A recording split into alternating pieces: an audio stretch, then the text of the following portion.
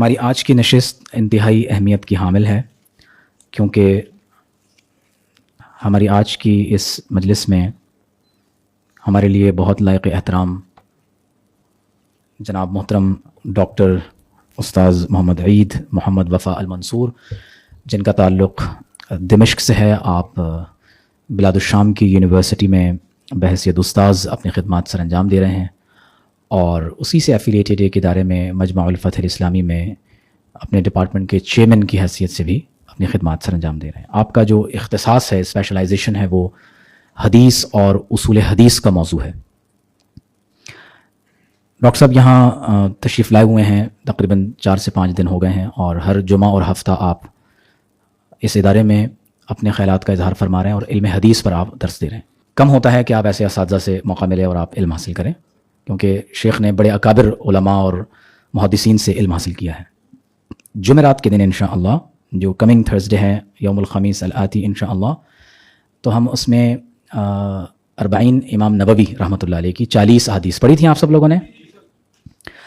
तो हम इंशाअल्लाह डॉक्टर साहब से हम गुजारिश कर रहे हैं कि इनका इख्तिसास इस बारे में यह है कि ये जो किताब है अल अर्बाउन या अर्बाइन नबविया, ख़ास बात यह है कि इमाम नबवी रहमतुल्लाह अलैह ने ये किताब दिमश्क में दारुल हदीस अल अशराफिया में जिस मकाम पर तहरीर फरमाई थी, तो वहाँ सिलसिला यह है कि फिर वो अपने तलामिज़ा को वो किताब पढ़ाते रहे, फिर उन्होंने अपने तलामिज़ा को वो किताब पढ़ाई। तो डॉक्टर मोहम्मद ईद अल मंसूर साहब ने वो किताब उसी दारुल हदीस में बैठकर अपने असातिज़ा से पढ़ी है। आज मैंने डॉक्टर साहब से गुजारिश की है कि आपको सिर्फ़ एक हदीस जो दीन की असल है, इसमें पूरा दीन इस्लाम बयान हो गया, वो हदीस जिब्रील है। तो इंशाअल्लाह ये आपको आज सिर्फ़ हदीस जिब्रील पढ़ाएंगे, तो आपने बहुत तवज्जो के साथ उसको सुनना है। फ़दीलतुल उस्ताज़ दुक्तूर कुल्लुहुम अल्हम्दुलिल्लाह क़द दरसू अल अर्बाइन लिल इमाम अन-नबवी रहिमहुल्लाह तआला व फ़ी हादिहिल अय्याम यदरुसून नुख़बतुल फ़िक्र, फ़अल्हम्दुलिल्लाह क़द दरसू अल अर्बाइन अलआन यदरुसून नुख़बतुल फ़िक्र अल्हम्दुलिल्लाह मतनन। फ़अना अल्तमिस मिन फ़दीलत दुक्तूर मोहम्मद ईद अल मंसूर अन यब्दअ कलामहु व यक़रअ व यशरह व युअल्लिक़ अला अल हदीस जिब्रील अलैहिस्सलाम। तफ़द्दल। बिस्मिल्लाहिर्रहमानिर्रहीम। अल्हम्दुलिल्लाहि रब्बिल आलमीन। अल्लाहुम्मा सल्लि व सल्लिम व बारिक अला सय्यिदिना मुहम्मद व अला आलिहि व अस्हाबिहि अजमईन। अल्लाहुम्मा अल्लिमना मा यंफअुना वंफअना बिमा अल्लमतना। अल्लाहुम्मा ज़िदना इल्मन व क़ल्लिल निस्यानना फ़िल इल्मि या करीम। व सईद फ़ी हाज़िहि الأمسية أن ألتقي بهذه الوجوه الطيبة، والشكر لفضيلة الدكتور عمير أن أتاح لي هذا اللقاء مع حضراتكم لنتدارس حديثا من أحاديث النبي عليه الصلاة والسلام. أكمل سيدي. والنبي عليه الصلاة والسلام يقول: ما اجتمع قوم في بيت من بيوت الله يتلون كتاب الله ويتدارسونه بينهم إلا نزلت عليهم الملائكة، غشيتهم الرحمة، نزلت عليهم السكينة، وذكرهم الله في من عنده. الشراح لهذا الحديث قالوا: يتلون كتاب الله ويتدارسونه، أي شرع الله بشكل عام. فنحن الآن إن شاء الله في هذا المجلس تنزل علينا السكينة، تغشانا الرحمة. سنقرأ حديثا واحدا من كتاب الأربعون في مباني الإسلام للإمام النووي رحمه الله تعالى بالسند المتصل إلى الإمام النووي رحمه الله تعالى. أذكر السنة في البداية. उतरजम शवे शेख ने शुरू में एक हदीस शरीफ की तिलावत की है कि आप अलैहि सल्लल्लाहु अलैहि वसल्लम ने फरमाया कि जब किसी मकाम पर कुछ लोग जमा होते हैं, अल्लाह ताला का जिक्र और कुरान की तिलावत और सीखने सिखाने के अमल में मशगूल होते हैं, तो अल्लाह तबारक व तआला अपनी ख़ास सकीनत और रहमतों को बंदों पर नाजिल फरमाता है और फरिश्ते ऐसी मजलिस को अपने परों से घेर लेते हैं।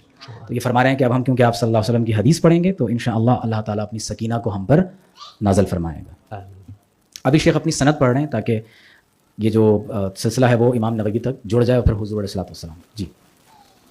قرأت هذا الكتاب في دار الحديث الأشرفية على شيخ دار الحديث الأشرفية الشيخ حسين صعبية رحمه الله، وهو قرأه على شيخ دار الحديث الأشرفية الشيخ محمود الرنكوسي عن شيخه شيخ دار الحديث الأشرفية الشيخ بدر الدين الحسني، عن شيخه ووالده الشيخ يوسف البيباني شيخ دار الحديث الأشرفية، عن شيخه عبد الرحمن بن محمد الكزبري الصغير شيخ الحديث تحت قبة النسر بجوار دار الحديث الأشرفية، عن والده محمد بن عبد الرحمن الكزبري شيخ الحديث تحت قبة النسر، عن شيخ أحمد المنيني شيخ الحديث تحت قبة النسر، عن شيخ أبي المواهب الحنبلي شيخ الحديث تحت قبة النسر، عن شيخ الشيخ نجم الدين الغزي شيخ الحديث تحت قبة النسر، عن والده بدر الدين الغزي شيخ الحديث تحت قبة النسر، عن شيخه محمد بن محمد الإسكندراني الغزي وهو أحد شيوخ الحديث في الشام، عن المقرئ صاحب المقدمة الجزرية الإمام محمد بن الجزري كان شيخ القرآن في دار الحديث الأشرفية، عن شيخه المفسر إسماعيل بن كثير شيخ الحديث في دار الحديث الأشرفية، عن شيخه الإمام المزي شيخ الحديث في دار الحديث الأشرفية،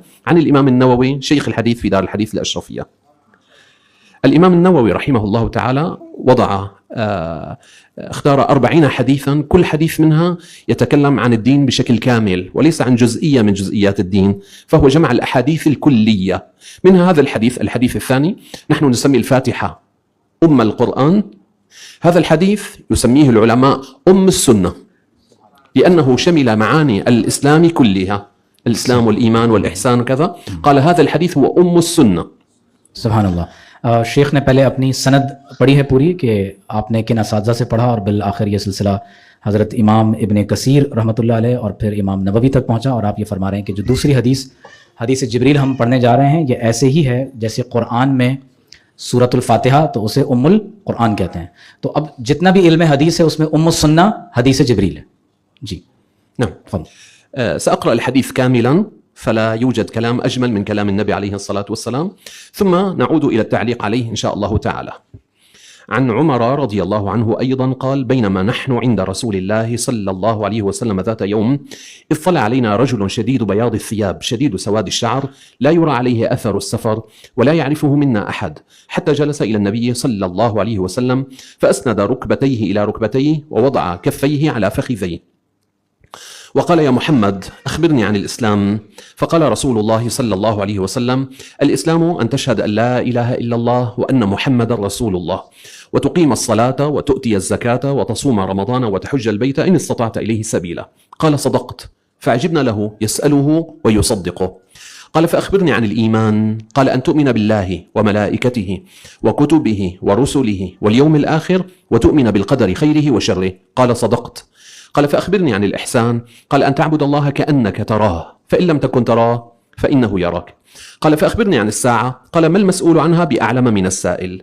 قال: فأخبرني عن أمارتها يعني العلامة. قال: أن تلد الأمة ربتها وأن ترى الحفاة العراة العالة رعاء الشاء يتطاولون في البنيان. ثم انطلق فلبثت مليا ثم قال لي: يا عمر أتدري من السائل؟ قلت: الله ورسوله أعلم. قال: فإنه جبريل أتاكم يعلمكم دينكم. رواه الإمام مسلم.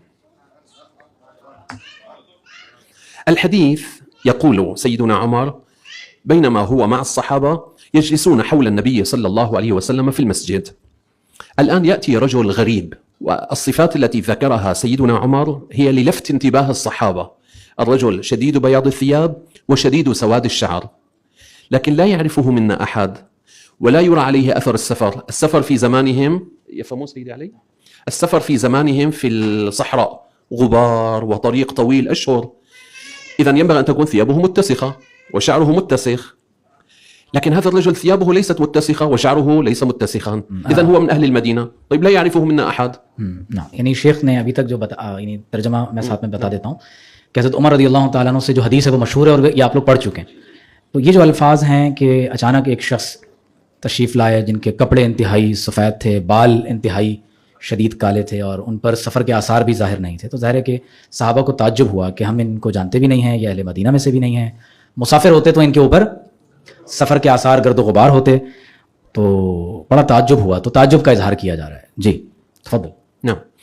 هذه الصفة التي أتى بها جبريل إلى النبي عليه الصلاة والسلام، أو لنقول الرجل الغريب، كانت ملفتة لنظر الصحابة حتى ينتبهوا إلى هذا الرجل وإلى سؤاله.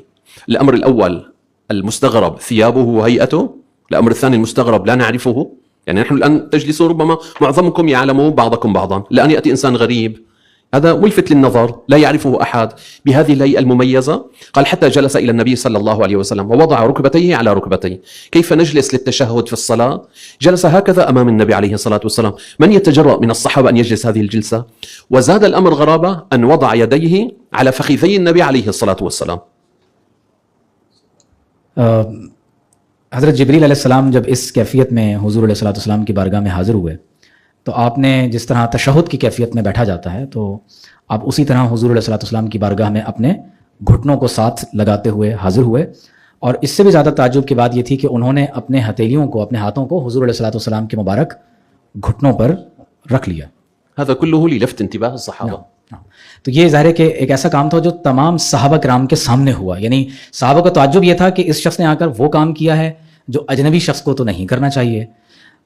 जिस्म पर जिस तरह के आसार हैं वो ये बता रहे हैं कि ये मुसाफिर भी नहीं है, हम में से कोई जानता भी नहीं है। तो बड़ा ताज्जुब हुआ सहाबा किराम को कि ये कौन अजनबी है जिसका मामला करना तो उस तरह से है गोया कि ये सब लोगों को जानते हैं और आप सल्लल्लाहु अलैहि वसल्लम से बहुत क़ुर्ब है, बहुत करीबी ताल्लुक़ है, लेकिन हम में से इनको कोई नहीं जानता।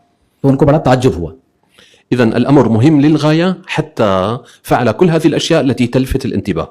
तो ये एक ऐसा काम था जिसकी वजह से तमाम तर सहाबा की तवज्जो उनकी तरफ हो गई। यानी आपने ख़ास तौर पर यह काम इसलिए भी किए कि तमाम सहाबा किराम रिज़वानुल्लाहि ताला अलैहिम अजमईन अब वो हुजूर अलैहिस्सलातु वस्सलाम की तरफ मुतवज्जे हो गए और जिब्रील अमीन की तरफ मुतवज्जे हो गए। अब जो सवाल जवाब होने जा रहे हैं तो ज़ाहिर है कि वो मुकम्मल तौर पर अटेंटिव होकर मुकम्मल तौर पर अब उस गुफ्तगू को समाअत कर रहे हैं। نعم. السؤال الأول قال أخبرني عن الإسلام. قال الإسلام أن تشهد أن لا إله إلا الله وأني رسول الله وتقيم الصلاة وتؤتي الزكاة وتحج البيت وتصوم رمضان وتحج البيت إن استطعت إليه سبيلا. في عنا أشياء مهمة في الإسلام، الإسلام قائم عليها، نسميها أركان الإسلام. يعني الآن في هذه القاعة يوجد عمود وأيضا يوجد ثريا وضوء وطاولة ولوحة والأرض. هذه الأشياء إذا ذهبت تبقى القاعة، لكن الأعمدة إذا ذهبت لا تبقى القاعة. هذه الأشياء هي الذي يقوم عليها الإسلام. إما أن يبقى الإسلام فهذه الأشياء الخمسة، أو من لا يلتزم فيها لا يكون مسلما. जो सवाल आप सल्लल्लाहु अलैहि वसल्लम से सबसे पहले उन्होंने किया वो ये था कि मुझे इस्लाम के बारे में आप कुछ खबर इनायत फरमाएं कि इस्लाम क्या है। तो आप सल्लल्लाहु अलैहि वसल्लम ने जिन उमूर का जिक्र किया, जिनमें सला, सियाम, हज, शहादतैन, तो ये अरकान इस्लाम है।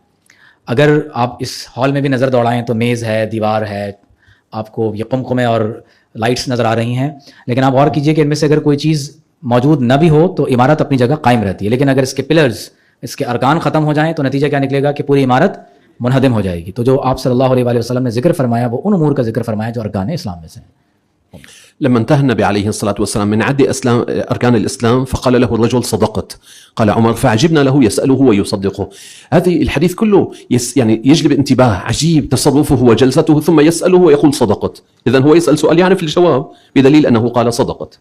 यानी इस पूरे मामले ने सहाबा किराम रिज़वानुल्लाहि अलैहिम अजमईन की तवज्जो को मुकम्मल तौर पर अपनी तरफ कर लिया कि ये इस शख्स को हम में से कोई जानता भी नहीं है, इस पर अजनबियत और सफ़र के आसार भी नहीं है। और इन्होंने जो सवाल किया और आप अलैहिस्सलातु वस्सलाम ने जवाब दिया तो उसके जवाब में ये कहते हैं कि सदक़ता, आपने दुरुस्त फरमाया। तो फ़अजिबना लहू, तो उन्हें बड़ा ताज्जुब हुआ कि यसअलुहु व युसद्दिक़ुहु, ये सवाल भी करते हैं और तस्दीक भी करते हैं। نعم. الآن النبي عليه الصلاة والسلام في أركان الإسلام أشار له إلى عمل الجوارح. الصلاة عمل الجوارح، الأعضاء، الصيام، الحج، الزكاة، هذه أعمال ظاهرية. الإيمان سأله عن الإيمان، قال أخبرني عن الإيمان. قال أن تؤمن بالله وملائكته وكتبه ورسله وتؤمن بالقدر خيره وشره. الإنسان يريد أن كما في الظاهر يتعبد الله ينبغي أن يكون قلبه أيضا مليء بهذه الأركان. هذه أركان الإيمان. لا يصح أن يكون الإنسان مؤمن وهو كافر بواحدة من هذه الأشياء الستة. जो पहला सवाल इस्लाम से मुताल्लिक़ किया गया तो आप अलैहिस्सलातु वस्सलाम ने उन उमूर का जिक्र किया जिनका ताल्लुक़ इस्लाम के ज़ाहिर के साथ है, लेकिन फिर हुज़ूर अलैहिस्सलातु वस्सलाम से जब ईमान का सवाल किया गया तो उन्होंने उन उमूर का जिक्र किया जिनका ताल्लुक़ इंसान के बातिन और इंसान के क़ल्ब के साथ है। और फिर आप सल्लल्लाहु अलैहि वसल्लम ने ईमानियात का उनके सामने जिक्र फरमाया। قال أخبرني عن الإحسان. الآن صرنا في مقام أعلى من عبادة الجوارح وحتى عبادة القلب، وصلنا إلى مقام المشاهدة، أن تعبد الله كأنك تراه. يعني الآن أنت في الصلاة تقول إياك، هذه الكاف كاف الخطاب لمن تخاطبه. أنا لا أقول إياه لإنسان غائب، لشيء غائب. إياك نعبد، إياك نستعين. إذن الأصل في العبادة أن يلاحظ أن الله سبحانه وتعالى يكلمه ويخاطبه. إذا وضع الصدقة هو في الحقيقة لا يضعها في يد الفقير، يضعها في يد الله. أن تعبد الله كأنك تراه، هذا القسم الأعلى من هذا المقام.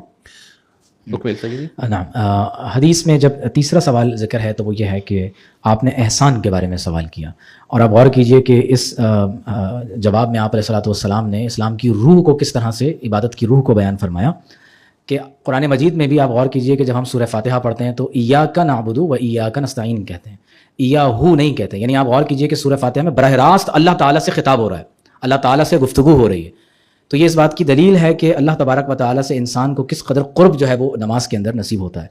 तो इसीलिए इस हदीस में बताया गया कि अन तअबुदल्लाह कअन्नका तराहू, कि तुम अल्लाह की इबादत ऐसे करो गोया कि तुम अल्लाह को देख रहे हो। फ़इन लम तकुन तराहू, और अगर तुम अल्लाह को नहीं देख रहे, फ़इन्नहु यराक, तो वो तुम्हें देख रहा है। तो गोया के इबादत में ये कैफियत हो कि इंसान अल्लाह ताला से बराह रास्त महव कलाम है। إذا لم تستطع أن تحصل المقام الأعلى كأنك تراه فكنت مقصرا أو لا تنتبه في الصلاة، تشرد، تقول إياك ولا تخاطبه، تقول أشهد أن لا إله إلا الله مع أن أشهد للمشاهدة وأنت لا تشاهد. فالقسم الثاني فإن لم تكن تراه فاستشعر أنه يراك في كل مكان، في بيتك، مع الناس، أو في خلوتك. الصائم هل يضع في فمه قطرة ماء مع أنه يعني في غاية العطش ورمضان في غاية الشوب، لكن فإنه يراك. यानी इसमें बहुत अहम नुक्ता एक ये भी है कि जब इंसान अल्लाह तबारक व तआला की बारगाह में इबादत के लिए खड़ा होता है तो इसमें आला तरीन दर्जा तो यह है कि जिस तरह हम कलिमा शहादत पढ़ते हैं तो गोया कि आप गवाही दे रहे हैं कि मैं गवाही देता हूं कि अल्लाह के सिवा कोई इबादत के लायक नहीं है। तो ये आला दर्जा है कि इंसान इस मर्तबे पर फाइज हो कअन्नका तराहू। लेकिन अगर हमें यह मकाम नसीब नहीं हुआ तो हम कम से कम ये शऊर ज़रूर रखें कि फ़इन्नहु यराक, कि अल्लाह ताला हमें देख रहा है। अब गौर कीजिए कि एक रोज़ेदार तन्हाई में, एक साइम, एक रोज़ेदार तन्हाई में है लेकिन वो खाना नहीं खाता, वो पानी नहीं पीता, तो उसकी वजह यही है कि उस पर यह कैफियत है कि मुझे अल्लाह ताला देख रहा है। तो चाहे आप खलवत में हो, आप जलवत में हो, ज़िंदगी के किसी भी हिस्से में हो, तो हमेशा इंसान अपने ऊपर इन दोनों कैफियत को तारी रखे। आला कैफियत तो यह है कि मैं अल्लाह ताला को देख रहा हूँ, वरना यह कि अल्लाह मुझे देख रहा है। और बहुत अहम बात यह कि जब आप इन्होंने एक और शेख ने नुक्ता बयान किया कि आप गौर कीजिए कि जब इंसान सदका करता है तो सदका करने में कैफियत क्या होती है? सदका करने में कैफियत ये होनी चाहिए कि मैं ये सदका इस फ़कीर के हाथ में नहीं दे रहा, बल्कि मैं ये सदका अल्लाह की बारगाह में पेश कर रहा हूँ। तो इससे आपकी कैफियत जो है वो बदल जाएगी। قال فأخبرني عن الساعة، يعني متى سوف تقوم القيامة؟ فقال ما المسؤول عنها بأعلم من السائل، سيد الملائكة جبريل وسيد البشر محمد صلى الله عليه وسلم كلاهما لا يعلمان الغيب إلا إذا أطلعهم الله تعالى، ومنه علم الساعة. जो अगला सवाल किया गया वो क़यामत से मुताल्लिक था। तो आप सल्लल्लाहु अलैहि वसल्लम जो सैयदुल बशर हैं और जिब्रील अलैहिस्सलाम जो मलाइका के सरदार हैं, तो उन दोनों के पास इल्म गैब नहीं है मगर उतना जितना अल्लाह ताला ने उन दोनों को अता फरमा दिया। तो जो चौथा सवाल है वो क़यामत के बारे में किया गया। فسأله جبريل عن علامات يوم القيامة. هناك كتب كاملة مؤلفة عن علامات الساعة الصغرى، علامات الساعة الوسطى، علامات الساعة الكبرى. أخبرنا عن أمارتها. قال أن تلد الأمة ربتها. هناك يعني تفاسير كثيرة لهذه الكلمة. واحد من هذه التفاسير المقبولة أن تكثر السراري، يعني الإماء والعبيد، فتشتري البنت من السوق سراري فتكون إحدى هذه التي اشترتها هي أمها وهي لا تعلم. जिब्रील अलैहिस्सलाम ने उसके बाद जो अगला सवाल किया वो ये था कि आप हमें क़यामत की अलामात के बारे में बता दें। क़यामत की अलामात के बारे में ये भी है कि ये सुग़रा हैं, छोटी अलामात हैं, कुछ अलामात बड़ी हैं। तो पहली अलामत ये बयान की गई कि अंतलिदल अमतु रब्बतहा, कि बांदी अपने आका को जन्म देगी। तो शेख ये फरमा रहे हैं कि इससे मुतालिक बहुत सारे अक़वाल हैं। इनमें से एक कौल ये भी है कि बाज़ार में बांदियाँ और ग़ुलाम बिकने का सिलसिला ज़्यादा हो जाएगा, यहाँ तक कि जब एक औरत जाकर अपने यानी बाजार से एक गुलाम को खरीदेगी, एक बांदी को खरीदेगी और अपने घर ले आएगी तो उसे ये मालूम ही नहीं होगा वो उसकी माँ होगी। العلامة الثانية أن ترى الحفاة الذين هم من دون أحذية، العراة ثيابهم قليلة لفقرهم، العالة شديدي الفقر يتطاولون في البنيان. الآن لو نبدأ من ماليزيا، أندونيسيا، مرورا باليابان والصين وبلادكم وبلادنا العربية والجزيرة إلى أمريكا، كلهم كانوا فقراء، كلهم كانوا في زمن من الأزمان السابقة ليس معهم حتى طعام وشراب. الآن كلهم يتطاولون في البنيان، أبراج، بل تتسابق الدول على أعلى برج عندنا أعلى برج عندكم. هذا مصداق لاقتراب وقت الساعة. आप सल्लल्लाहु अलैहि वसल्लम ने एक और अलामत ये बयान फरमाई कि तुम नंगे पाँव नंगे बदन बकरियां चराने वाले फ़कीरों को देखोगे कि वो बड़ी बड़ी ऊंची इमारतें बनाने में एक दूसरे से मुकाबला कर रहे हैं। तो डॉक्टर साहब फरमा रहे हैं कि आप मलेशिया, इंडोनेशिया, UAE, आप पाकिस्तान, यहाँ तक आप अमेरिका तक चले जाएं, आप तमाम चीन, जापान, तमाम बड़े बड़े ममालिक में देखें तो वो लोग जो पहले फ़क़रा थे, गरीब थे, मिस्कीन थे, आप देखेंगे कि अब मुकाबला किस में हो रहा है कि सबसे ऊंचा बुर्ज किसके पास है, सबसे ऊंची इमारत कौन बना रहा है। आप देखिए कि हमारे यहाँ भी यही मुकाबले का सिलसिला चल रहा है। هذا السائل قام الآن بعد هذه الأسئلة وذهب. سيدنا عمر والصحابة ما زالوا محتارين، من السائل؟ لماذا سأل؟ ما هذه الطريقة؟ فأخبرهم النبي عليه الصلاة والسلام بعد أن سأل عمر: أتدري من السائل؟ لا سيدنا عمر ولا الصحابة يعلمون، فنسبوا العلم إلى الله وإلى رسوله. قلنا الله ورسوله أعلم. ثم كانت المفاجأة المدهشة، قال: هذا جبريل، فإنه جبريل أتاكم يعلمكم دينكم. उसके बाद जो शख्सियत तशरीफ़ लाए थे वो वहाँ से वापस तशरीफ़ ले गए। तो कुछ वक्त के बाद आप अलैहिस्सलाम ने हज़रत उमर रज़ियल्लाहु ताला अन्हु से फरमाया कि ए उमर, क्या आपको ये मालूम है कि इस सवाल करने वाला साइल कौन था? तो आपने अर्ज़ की अल्लाहु व रसूलुहु आलम। तो उस वक्त आप अलैहिस्सलाम ने फरमाया कि फ़इन्नहु जिब्रील, कि ये जिब्रील अलैहिस्सलाम थे, अताकुम युअल्लिमुकुम दीनकुम, ये इसलिए तशरीफ़ लाए थे कि तुम्हें तुम्हारा दीन सिखाएं। نعم، هذا ما يتعلق بالحديث. أسأل الله سبحانه وتعالى. هذا الحديث رواه أيضا البخاري لكن من طريق أبي هريرة، ورواه مسلم من طريق سيدنا عمر، لذلك لم نقل رواه الشيخان أو متفق عليه، لأن كل واحد منهما أخرجه من طريق. अल्हम्दुलिल्लाह। शेख के फरमा रहे हैं कि इस हदीस को इमाम बुखारी ने भी रिवायत किया है, इमाम मुस्लिम ने भी रिवायत किया है। इमाम बुखारी ने इसी हदीस को हज़रत अबू हुरैरा रज़ियल्लाहु ताला अन्हु से रिवायत किया है। तो इसीलिए हम इसको मुत्तफ़क़ अलैह के तौर पर यहाँ बयान नहीं कर रहे, क्योंकि हज़रत उमर से मरवी जो हदीस है वो इमाम मुस्लिम ने रिवायत की है, और हज़रत अबू हुरैरा रज़ियल्लाहु ताला अन्हु से मरवी हदीस वो इमाम बुखारी ने रिवायत की है। औ कमा क़ाल अलैहिस्सलातु वस्सलाम। यहाँ हम आज की नशिस्त को मुकम्मल करते हैं, ख़त्म करते हैं, और डॉक्टर साहब अभी दुआ फरमाएंगे। हम नमाज इशा इंशाअल्लाह अदा करेंगे, और उसके बाद दुआ हिज़्बुल बहर पढ़ी जाएगी और दुरूद शरीफ पढ़ेंगे इंशाअल्लाह, और आज की नशिस्त फिर मुकम्मल होगी। तो मैं गुजारिश करूँगा कि डॉक्टर उदउ मिनल्लाहि तआला। بسم الله الرحمن الرحيم. الحمد لله رب العالمين.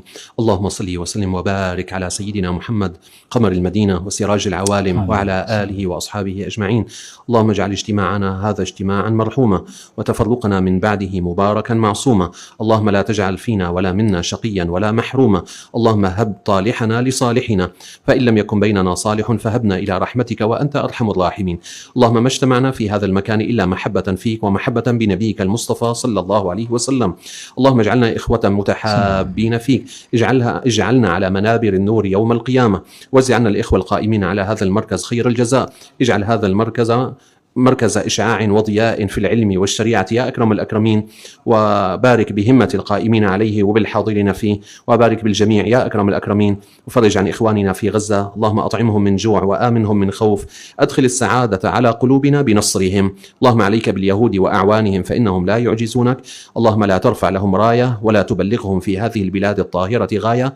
اللهم إنهم أرون قوتهم فينا فأرنا قوتك فيهم، وانتصر لعبادك المستضعفين. وصلى الله على سيدنا محمد وعلى آله وصحبه.